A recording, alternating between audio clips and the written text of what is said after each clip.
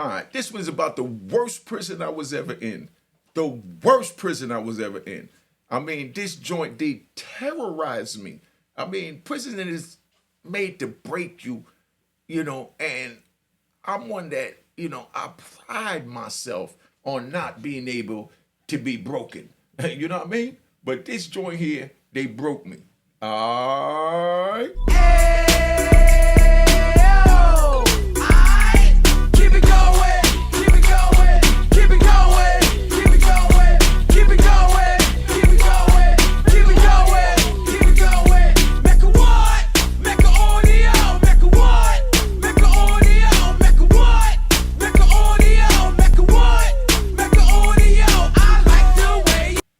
All right, you know what it is. Unique Mecca Audio, man. I'm gonna tell you about the worst prison I was ever in.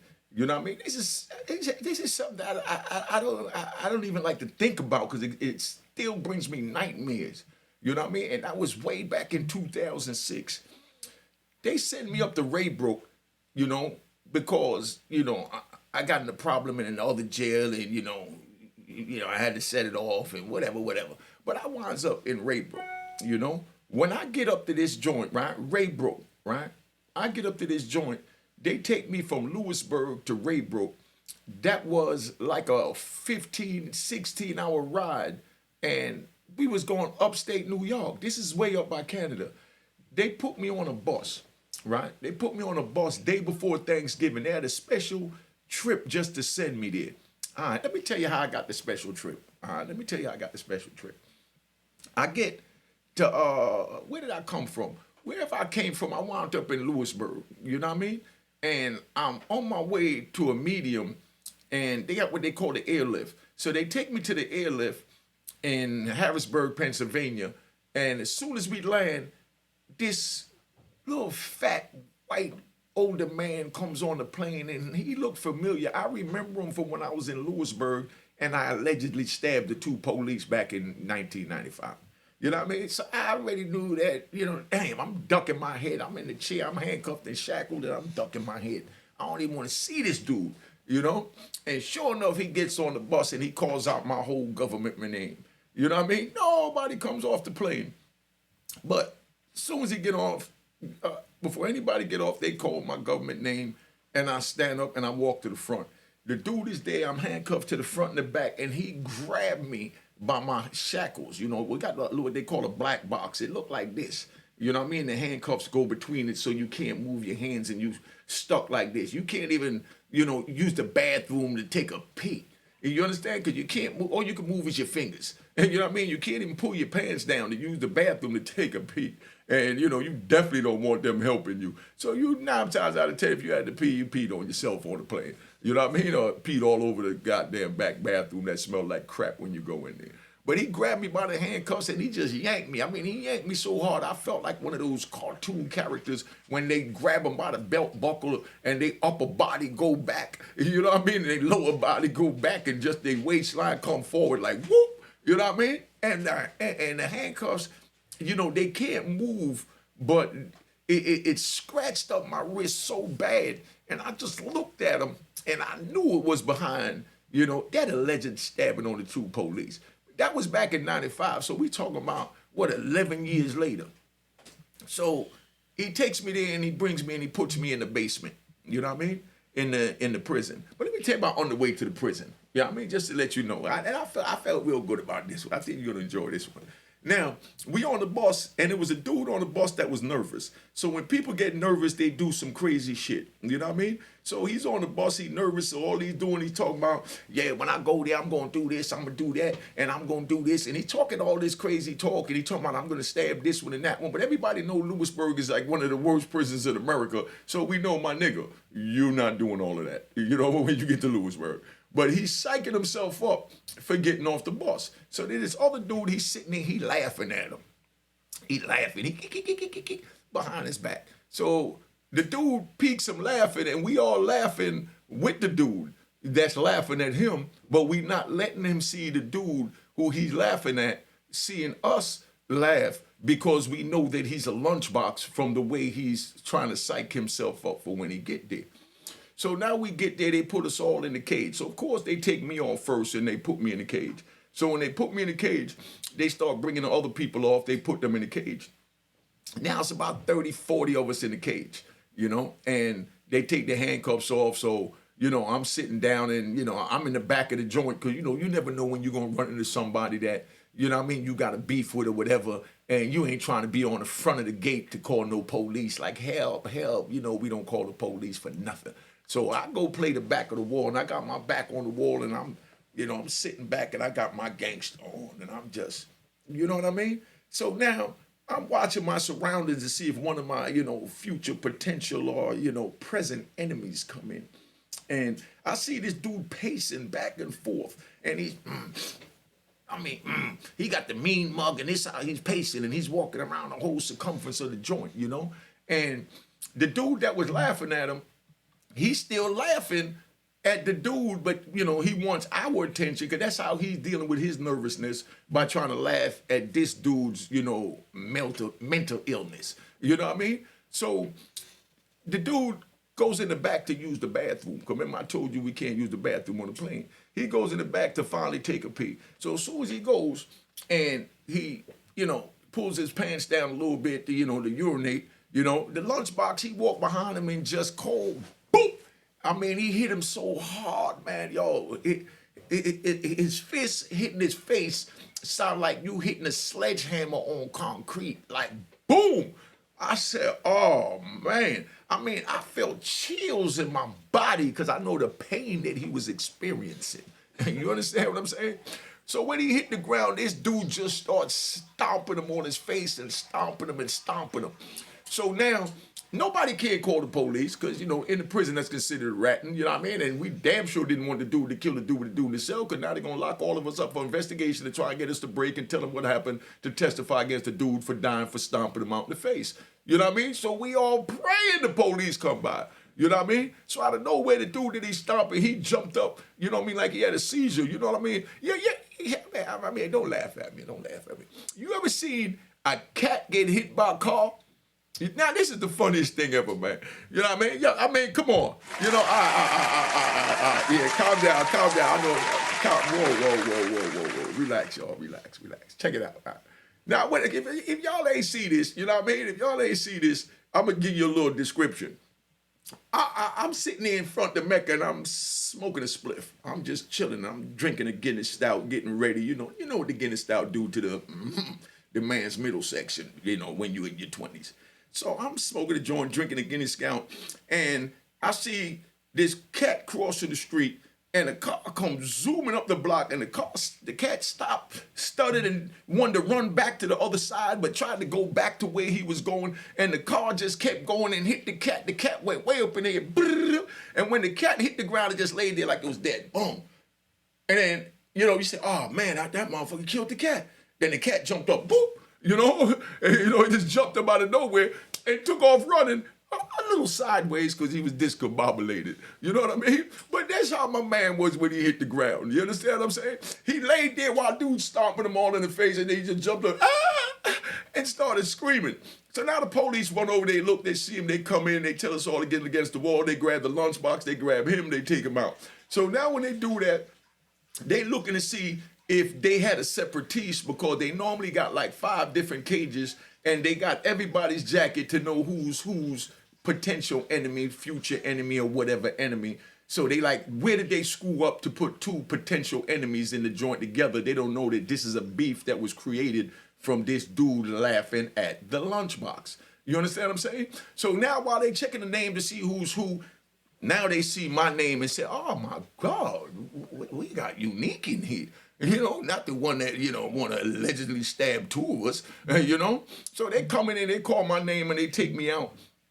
And they put me in another part of the jail. They put me over by G Block. You know what I mean? G Block. G Block is where they kept the Cubans. You remember, if y'all seen Scarface, with the refugees when they came over and they locked them up. And, they put them with little refugee camps and then they interviewed them before they let them out. Certain ones that was murderers and rapers and they charged it was too violent.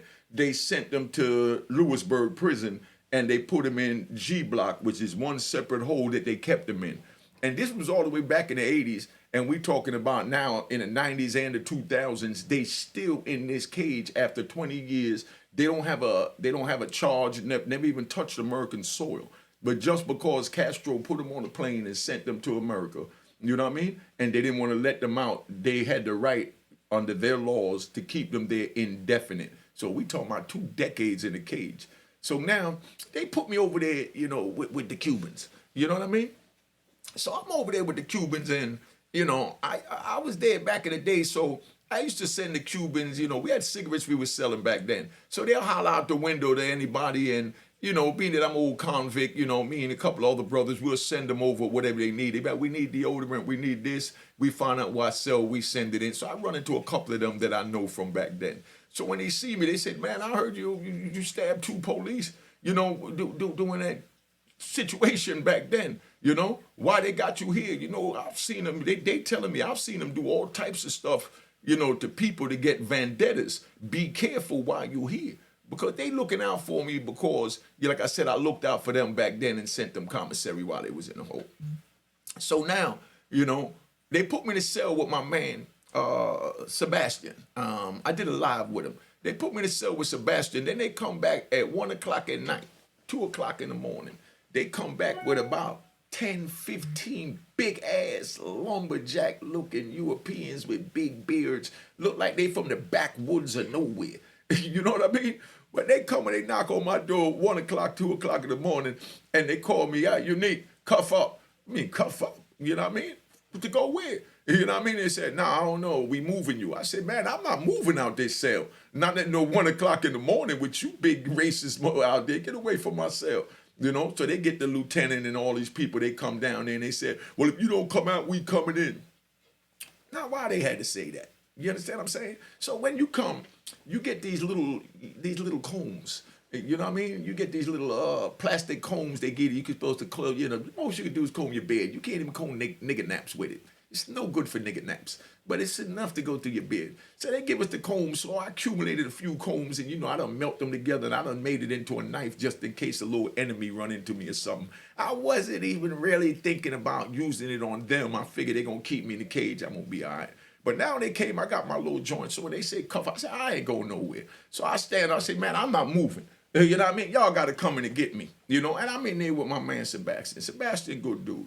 Excellent dude. Big shout out to Sebastian. Big shout out to Sebastian. All right? Sebastian, I did not tell you all relax. Let me get to the story. Now, Sebastian, he from Brooklyn, official dude. Now, I was telling Sebastian what happened when I was there last time and that I ain't supposed to be there. And when every time the police come by to make count, you know, I played it off, put my head down like I'm reading so they don't look in my face and So when they come tell me to cuff up and I refuse to cuff up, they told me they coming in to extract me from the cell. I said, okay, well, you're going to have to extract this knife from your neck. You understand what I'm saying? So when I did that, Sebastian jumped up, my homie, you know what I mean? And said, nah, you not coming in here. You understand what I'm saying? You know, if you coming in here, you know, we going to have to defend ourselves. And I don't even know this brother from a can of paint. I just met him when they put me in the cell. And this is how official the brother was. He stood up and let him know, nah, I'm not, he not going nowhere. So me and him toe to toe waiting on these big Europeans to open the door, these big lumberjack racist ass crackers. You know what I mean? Yeah, I said crackers. I ain't talking about white people. I'm just talking about the government officials that was old backwoods racist crackers. That's the difference, because we already know all white people ain't crackers. Now, let me get to the point. So now, when they come and they see me and Sebastian hold me down, I don't know the brother. But this is how convicts do. See, there's a difference between an inmate and a convict. An inmate does what he's told to do. You know what I mean? But a convict does what he wants to do. You understand? So y'all remember that. You know what I mean? I've never been an inmate. You know what I mean? That's why my mentality was good. I came home and I took over to YouTube. I got back in the groove, found my lane, found my hustle. Big shout out to the convicts. You know what I mean? Big shout out to the convicts. All right, calm down. That's what I'm saying. You know, I had a convict mentality. So convict mentality, he gets prepared for war. I knew it was a war on drugs. That's when they locked me up. That's why when they killed my brother, gave him 2 to the head, brought the pictures, laid it out with his brains blown out, and tried to get me to show some type of emotion. That's why when they brought him, tried to show some type of emotion, I wasn't trying to hear none of that crap. You understand what I'm saying? I wouldn't allow them to see me cry or none of that because I know that my brother was just a casualty of war. That's just the way it is. You know what I mean? Some live, some die. You know what I mean? He was one that died. Love him to death, my twin brother, rest in peace. But that's what it is. Just like if they was to kill me in the cell, alhamdulillah, they killed me in the cell. I died during the time of war, but I died an honorable man because I fought till my last breath. Now, that's why I tell you youngins, don't get involved in this street stuff because you don't want this mentality. You know what I mean? Trust me, you don't want this mentality because that's why I'm telling you that these prison stories is my therapeutic outlet. You know what I mean? To release it from my mind because it screwed me up so much that I have hot sweats at night in 2023 from incidents that happened all the way back in 93. You understand what I'm saying? We're talking about 30 years I'm still being haunted. So if you youngins want this, and that's why I wear my glasses, because more times I get to tearing up. Like right now, I'm getting a little emotional, even thinking about it right now. But I think y'all really need this, so that's why I'm giving it to you. You know what I mean? So, you know, that's where we at, man. You know, so we up in the joint. So they left, you know, and me and Sebastian, we sat down and, you know, good brother. You know, so he said, yo, you know they're not going to stop till they get you up out of here and kill your ass. You know what I mean? He said, but, you know, we're going to wait till in the morning. In the morning, they're going to have the captain review with the captain, the lieutenant, and, you know what I mean, and all the big wigs and the warden and everybody's going to walk through. And then they're going to file protocol because, you know, if they kill you up in here and they do a lawsuit, all their names go on it. So once they recognize you here, they have to play fair. So sure enough, they come walking through. So when they come walking through, they see me and they said, what are you doing here? I said, I don't know. I'm going to a medium, but you got me in the maximum security unit with the Cubans. You understand what I'm saying? And people that got disciplinary segregation. And I got an administrative transfer from doing good. I'm supposed to be going to a medium. So he said, what's your name? I wanted to tell him, you know what my damn name is. You know what I mean? But, you know, all of them was there. And right now I got to play by their rules. So I gave him my name. He looked. He said, oh, you're right. Come on, pack your stuff. We're going to move you upstairs. And I said, okay. He said, the officer's going to come back to move you upstairs. So I said, I'm going to tell you like this. Ain't nobody coming back to move me nowhere. If you're going to move me, you're going to move me right now yourself because you're making the call.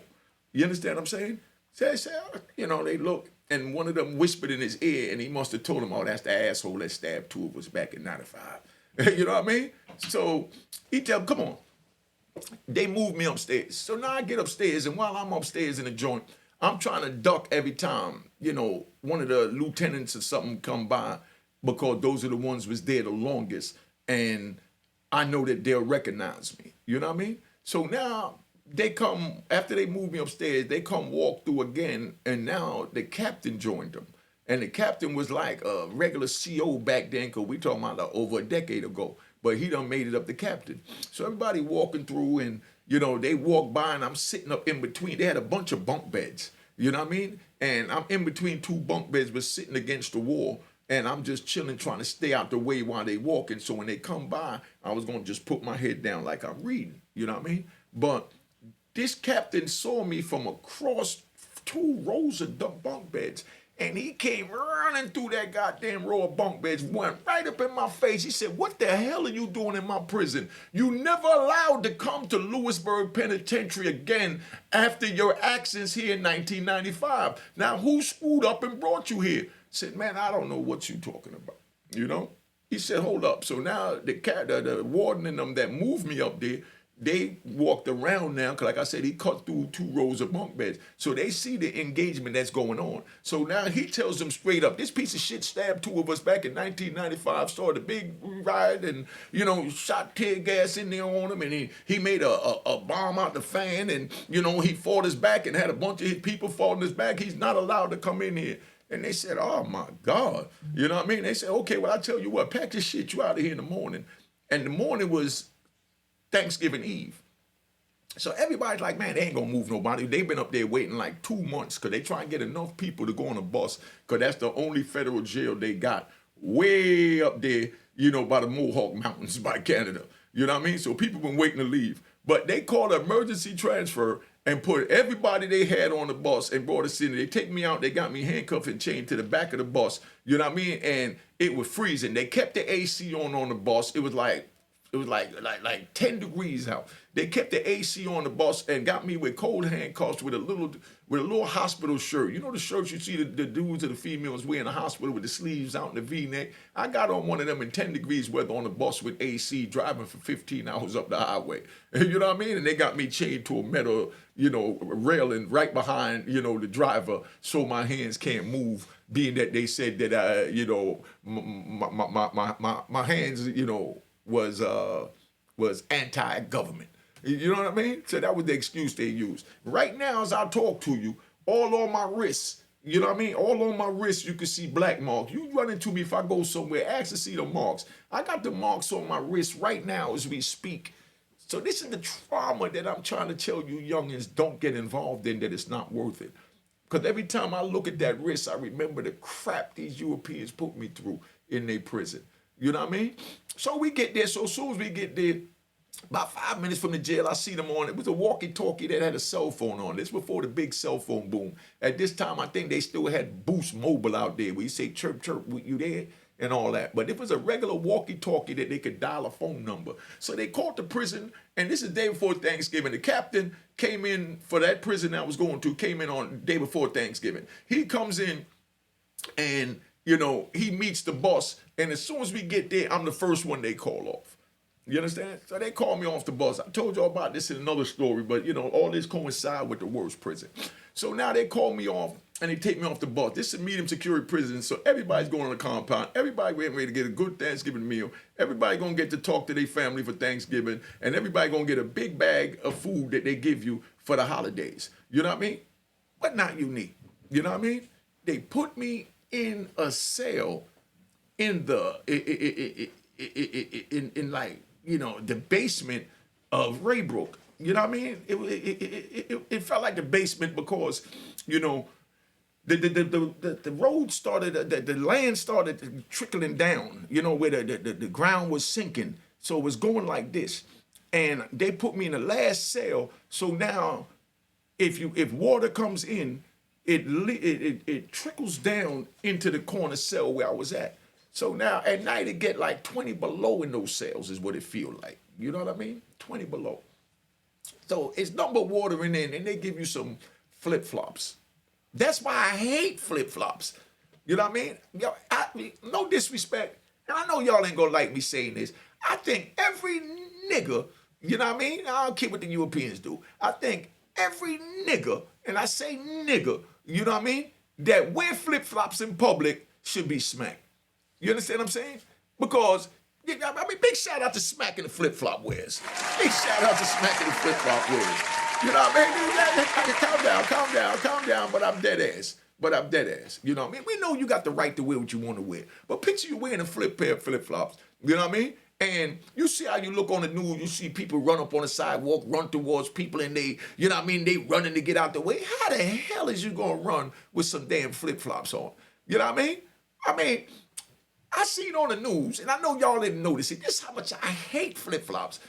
I seen on the news when the last dude ran up, I think, with the U-Haul on the sidewalk, you know what I mean? And they showed the area where the joint happened at, yo, when the camera zoomed in, I know I seen a pair of flip-flops. I seen 1 foot of flip-flop on the ground. I said, dumb nigga. I hope he got hit by that goddamn U-Haul. You know what I mean? Yeah, hate me for saying it. You know what I mean? I said 1 flip-flop was on the joint. You understand? So that means the nigga had to get up out his flip-flops. So why you had to go outside in flip-flops? And it's winter. Listen, never should you be that comfortable that you walking around in some damn flip-flops in the hood. Never. And I know a lot of people don't agree with this, but I know a lot of people, my gangsters, agree with me with what I'm saying. You know what I mean? You in the hood, you selling, your drugs, you doing whatever. You just hanging out on the block, and you got on a pair of flip-flops, and a nigga start to bussin'. How the hell is you gonna run in flip-flops? And then the stupidest shit I ever seen ever. I'm driving down the street the other day. I seen a dude, you know what I mean, wearing a big ass, boss winter jacket with the fur and the big hat, you know what I mean? And he got on the cargo pants, and then he got on sweat socks and a pair of flip-flops. Where did they do that? How did America turn to niggas wearing flip-flops in public and in the winter? What the hell is going on here?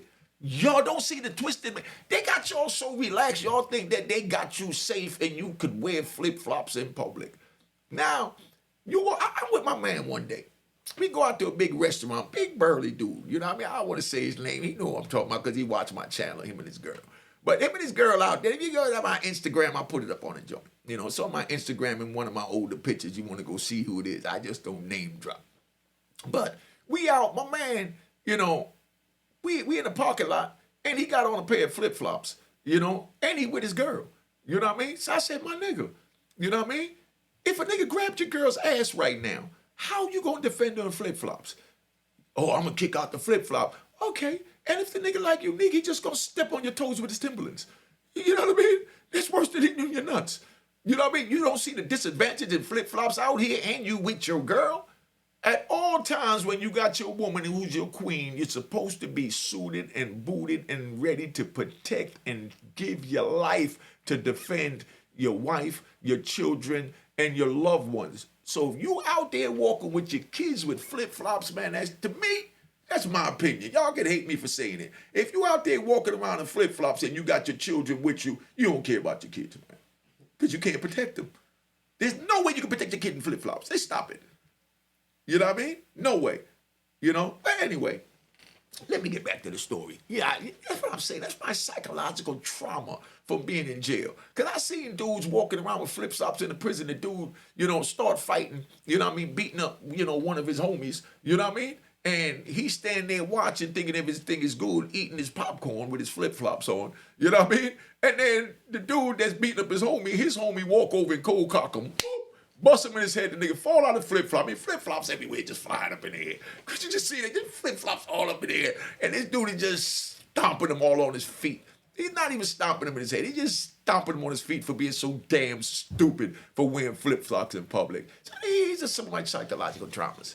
That's why I tell the youth, don't go to prison. You don't want to wind up with this twisted mentality where but anyway. So they give us flip-flops and Ray Brook. See why I went back? Hit the like button, hit the share button, the Cash App on the screen. I know you loving the story. You know what I mean? The Cash App is up there. I don't care if it's $1, $5, like Pretty Gangster said, $10 ain't gonna hurt nobody. If it is, there's other channels. You know what I mean? Because you want something for nothing. And this is America. The game is to be sold, not told. All my gangsters understand that, and that's all I got on this channel is gangsters. And I want to thank my gangsters for the donation, because that's how I got this wonderful studio. And even my man Al Raw gave me this outfit. Make sure you check him out, Al Raw. You know what I mean? On Instagram, ALRAH. Big homie from Newark. But see, that's how we look out for each other. You understand what I'm saying? You like the content, give $1. I go to my man Bootsy channel. Make sure you check out my man over there at Street Knowledge Podcast. I go to Street Knowledge Podcast and I see he doing something that I'm enjoying. I'm going to send him a Cash App. Because that's what you do. You go to a restaurant, you like what the service, you give a tip. You go to a strip club, she got a fat ass, she bouncing up and down on the wood, boop, boop, boop, boop. You know what I mean? You give her a tip. No problem. But your man in jail, and you tell him, yo, you went hard, homie. You official nigga. But you don't even send him no money. Then you got your man come out of jail after 26 years giving you this good content, you know what I mean? And you say, man, I love your channel, man. You're doing your thing. You know how many praises I get when I go out about my channel? You know what I mean? And you know what I tell him? Nigga, where the Cash App at? Show your appreciation. Nigga, I don't want to hear about it. You know what I mean? Put your money where your mouth is. But anyway, let's get back to Ray Brook. You see the way I dance and I roll with this? You be black and take notes, So now, I'm in the corner cell, they give me some goddamn flip-flops. The water run down, it's freezing cold. It feel like 20 degrees below zero in that joint at night. So now I'm in the corner cell, and the water turns to ice. Now, this is when my prostate first started kicking in, where, when your prostate kick in, you start going to the bathroom multiple times. You can't hold your urine during the night. When you lay down, you think you urinated, you empty one side of the bladder, you lay down, get comfortable, and the other side got to go, and you play all night going one bladder to the next, one half of the bladder to the next half of the bladder, and you're going back and forth. Now, picture doing that in a 20-degree below cell with a pair of goddamn rubber flip-flops. You understand what I'm saying? Rubber flip-flops, that's frozen. It's frozen because it's in 20 degrees and it's sitting in water all day. So I had to put my foot in the flip-flop, go over there. And then to make it even worse, I'm going to give you another one. That's why I hated this prison. That's why this is one of the worst prisons I was in. Then when you go over there, the way we do it is we either take a towel. I like my little props. I don't have a towel around. But I got this. We take the little towel. You know what I mean? So we take the little towel and we put it on top of the toilet in the back. And then we overlap this part and overlap that part so it goes down, you know what I mean, to cover up the side where your thighs are going to go. Because they got metal toilets and metal sinks in 20-degree weather. Metal toilet. Now, you got to use the bathroom and you pull your pants down and you got to sit out on metal. I mean, you sit down and your ass cheeks and thighs stick to this metal goddamn toilet, but you got to go to the bathroom. So now you feel like you back in Jamaica, Cuba, Mexico, some old third world country where you got to stand up over the toilet like this and cock back because you don't want to get splinters from the wood. You know what I mean? That's over the outdoor toilet. You know what I mean? But this is how they got us living in prison in America, man. So it's so goddamn cold. So what I had to do, because the towel gets wet when you put it up there. You know what I mean? When you put it up there on the thing, you know what I mean? From the moisture, the metal toilet, you know what I mean? It gets in the towel and the towel get wet. Then when you sit down on that, now it feel like you're sitting on ice again. So, I came up with a trick. You get real ingenuitive when you're in prison. So I came up with a trick. And what I did was I took my damn worthless ass flip-flops and I laid it on the seat and I sat on the flip-flops. You know what I mean? So I put the flip-flops and then the towel on top of the flip-flops so that way the flip-flops, would absorb the water and it won't get in the towel and the towel will still be a little warm and it feel good on my thighs when I use the bathroom. Y'all can see this crap I had to go through just to use the bathroom? And y'all tell me you want to break the law and go to prison? And go ahead. You know what I mean? I'll see you in 30 years and I hope you got a new space age YouTube channel to tell the youth how stupid you was after listening to Unique Mecca audio warning you about what the hell is on the other side of that goddamn fence behind me. You know what I mean? And this video is about 30 minutes already, but I'm enjoying this one, so I'm giving y'all a bonus. You know what I mean? This is Bonus Wednesday. That's what we're going to call this, Bonus Wednesday. So check, right? So now, that's how I had to go to the bathroom. Then they wake you up at 5 o'clock in the morning, you know what I mean, and tell you, you want to go to rec. It feel like 30 degrees outside, below zero. And you asking me if I want to go out after I've been sitting in this damn ice box. But I do want to go outside and get some fresh air. You know what I mean? So look at the dilemma I got to go through. Do I want to go outside, you know what I mean, and freeze my nigga ass off in what felt like 30 degrees below zero, or do I want to sit in here in this cell that feel like 20 below zero, But I do have an old fake ass blanket to put over my shoulders to shiver under. You know what I mean? This is how they have me living. So this is one of the worst jails. But I'm going to speed it up to get past this hole. But that was just the whole time over there in the joint. But anyway, so now they let me out, a week after Thanksgiving. So I missed Thanksgiving. They ain't even give me a goddamn. When they brought me my Thanksgiving meal, the shit was cold, and they told me that they ran out of food because they had to feed the compound. And being I was in the shoe, I wasn't entitled to a turkey. You know what I mean? I fast on Thanksgiving anyway, so I didn't give a crap. But picture them coming and telling you on Thanksgiving, hey, nigga, you don't get a turkey because we ran out. We had to feed the good boys. You know what I mean? The good boys is the ones that's on the compound and didn't get in trouble to wind up in this maximum security hole that they got. You know what I mean? So I tell them, I don't eat your crap anyway. Take the damn turkey home and feed your kids, you piece of crap. That was my favorite thing. Every time they gave me trouble about the nasty ass food in the prison, I say, take it home and feed your kids with it. Yo, they hated that. I had one cop said, man, if I wouldn't lose my job, I swear to God, I'll whoop your ass for saying that shit to me about feeding my kids with it. I said, nah, you ain't gonna lose your job. Just come on in my cell. Me and you would handle this one-on-one as a man. Nobody ain't gotta know about it except for them when they see your face all swollen. You know what I mean? Because I got 20 years of backed up aggression that I just want to apply to your face. You know what I mean? So then you could go home and feed that rotten ass turkey to your kids and have them put that fake ass steak that you refuse to give us that you keep in the officer mess hall on your swollen eye that I gave you. You know what I mean? That's how I used to tap crack to it. They hated me in the prison. I ain't even gonna front. So when I said, man, they come down and they bring me a bologna sandwich on Thanksgiving. And I wasn't even eating meat. But they bring me a bologna sandwich and a cheese sandwich, and they say, we ran out of turkey. I said, I don't need no turkey anyway. You know what I mean? He said, well, we got some bologna. I said, man, take it home and give it to your kids. You know what I mean? He was so goddamn mad. I watched that cracker turn beat red looking at me. You know what I mean? I said, go feed it to your damn kids. As a matter of fact, give it to your mama, nigga. Get away from my door. I don't want nothing from you. You know? So now the next morning after Thanksgiving, they come, they said, we was going to let you out when you talk about go feed the turkey to our kids. I said, yeah, it's going to take them little fat, starving, European backwoods country, you know what I mean, a week to digest that nasty-ass cheese and bologna anyway and that fake-ass turkey y'all process. You know, that's how I used to talk crap to them. Hey, well, you're going to stay back here another week. I said, why don't you make it another month? You know what I mean? I kind of like the chilled effect. I like to work out, you know what I mean, in the cold. Because like during the day, I take my jumpsuit and I just got on my underwear. It's freezing in the cell. I take my jumpsuit off and I lay down and I put it in a way where I could stand on by the feet and, I could get down and do my burpees, but have my hands on the top shoulder parts of the joint. So every time they came around, I'm in the cell doing burpees. Y'all seen the pictures of me when I was in prison, cut up like a bag of dope. I mean, six-pack looked like something that was drawn on me. I'm going to have to put some pictures up that you see what my joint looked like. I still got the six-pack, still in great shape. They all say, oh, you lost weight. Nah, nigga, I'm back to my normal weight. I'm back to fighting weight. I'm back to kicking the young nigga ass weight. That's the weight I'm at. Big shout out to kicking a nigga ass weight. You know what I mean? Big shout out. Big shout out. You know what I mean? Big shout out. Calm down, y'all. Calm down. But I'm dead ass, though. You had to be ready for war at all time when you in the prison. I found you in there. We get up every morning, suit and boot, and go work us. I'm working out in this ice box. They tell me I got to sit back there another week. I said, give me another month. You know what I mean? Give me another month. I want to work on my abs a little more. You know what I mean? So I used to talk crap to them. You know what I'm saying? A week later, they came. They got tired of it. They let me out.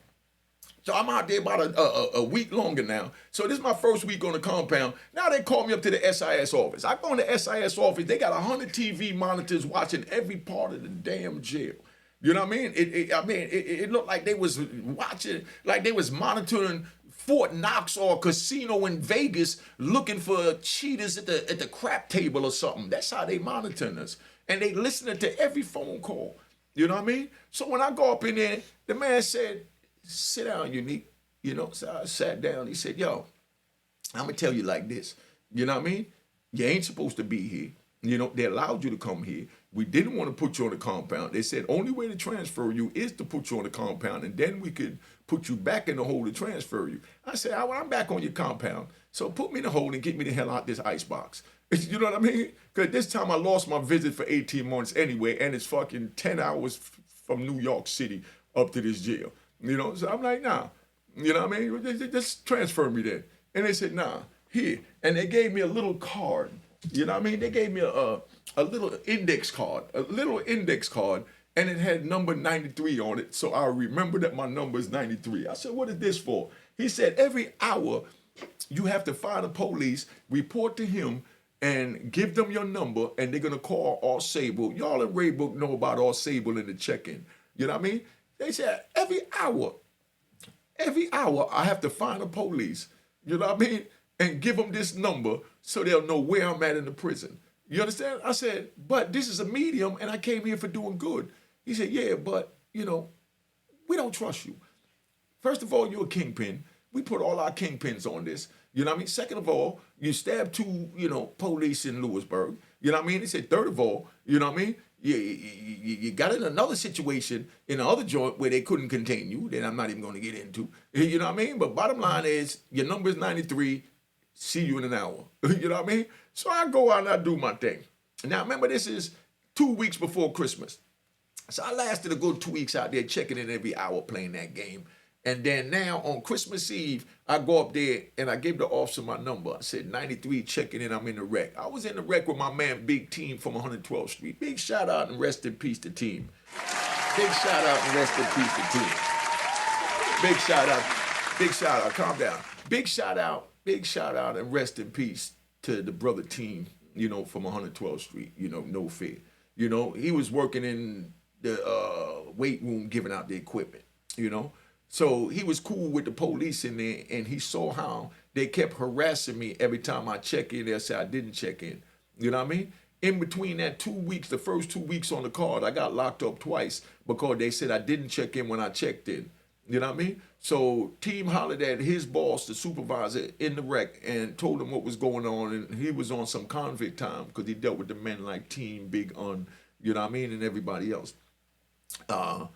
So when he does that, the rec dude said, whenever you get whenever your 2 hour come up, whenever you anywhere near this wreck, you come to me and I'll call them in and I'll let them know that you here, and they're not gonna play no games with me and say you didn't call in. So I did that for a minute. That worked. And then Christmas Eve, you know what I mean? They went to the wreck to the same dude. He called me in, told him, 93s here at the wreck. He said, all right, check. So he said, you sure you got it? He said, I sure I've got it. You know what I mean? 10 minutes later, they called me to the lieutenant office.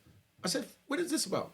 You know what I mean? They said, you didn't check in. I said, nah, I checked in. The rec dude called. I heard him double checking. They said, yeah, da. He said, well, you didn't check in. I said, what? He said, man, cuff him up. They didn't want to hear nothing. I said, cuff him up. So they just cuffed me up and, you know what I mean, walked me up the compound and had me with my hands behind my back. You understand what I'm saying? And they got my head down like, you know what I mean? My head was down on my knees. You understand what I'm saying? That's how hard they pulling these handcuffs up to the back and dragging me like an old runaway slave. You know what I mean? This the psychological trauma, youngins, that I have to deal with up to this day as I speak to you. That's why I say, send a nigga a Cash App and stop faking. Mecca what? Mecca audio. All right, because we're going to bounce back and show them that we can win. They can't stop us. Now, right now, I've been on long enough. I don't know where I'm at. I'm going to stop it here. If you want part 2, want me to finish the rest of the story about the worst prison I was in, let me know, because I got things to do today. And, you know what I mean? We got to make sure things happen. All right. Now, let's go. I'm going to tap out, hit the Cash App. Oh, yeah, my man Jimmy Fingers. All you have to do, everybody that's looking, is type in your text anyone, freejimmyfingers.com and send it. Once you send it, it'll turn into a link. You'll see my man Jimmy Fingers. He doing 6 life sentences and 300 years. You know what I mean? Listen, he went in at 22. He's getting ready to turn 50. He's been in 28 years. He's been programming. He's ready to come out here and do the right thing like me. Look how it turned out from allegedly stabbing 2 police, going through all that crap, living in 88 for 5 years, bringing dope into prison, doing everything, to turning my life around where now I'm helping the youth to know that you don't want to be psychologically screwed up like my black ass for making the bad choices that I made. You know what I mean? And we trying to bring Jimmy Fingers out here. And my man Goldie Dobie from DC. I'm going to play Jimmy video from Goldie Dobie so you introduce you to another gangster out of DC that's trying to get home. He got 50 years. But anyway, back. FreeJimmyFingers.com turns into a link. Sign the petition. Please represent the homie. Let's keep it 100. Now, I'm going to put this joint up here. I want to put the joint up with the pictures. So I want to make sure I get an outro with the pictures so you can see how my team celebrated for the holiday. You know what I mean? Okay, here it is right here. Let's go. So now, anyway, remember, freejimmyfingers.com, hit the like button, hit the subscribe button, and the Cash App is on the screen, and that's my Instagram. Let's make this thing work, keep this movement going. Mecca what? Mecca audio. Cheers, toast the crime, toast the crime, the crime, the crime, the crime. What?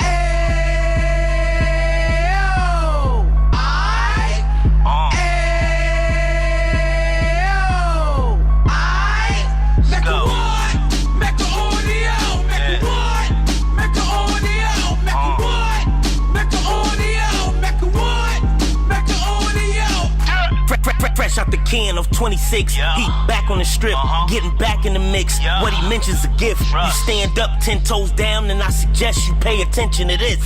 Real. Take a little gully posse and put it in Harlem. He cut from the bottom, came up from the bottom. Drop the book, you should go and get it. The Instagram page and the YouTube, you could go and visit. Yeah. Then you could consider yourself LinkedIn. Real. Sit front row and get Jews from a kingpin. How he went through it, so you ain't gotta go do it. To not pay attention would be stupid. Talking about a man that probably put your grandfather on. Probably the reason that him and your grams got along. A man that generated millions on the block, did his time, never squilling to the cops. Mecca audio. I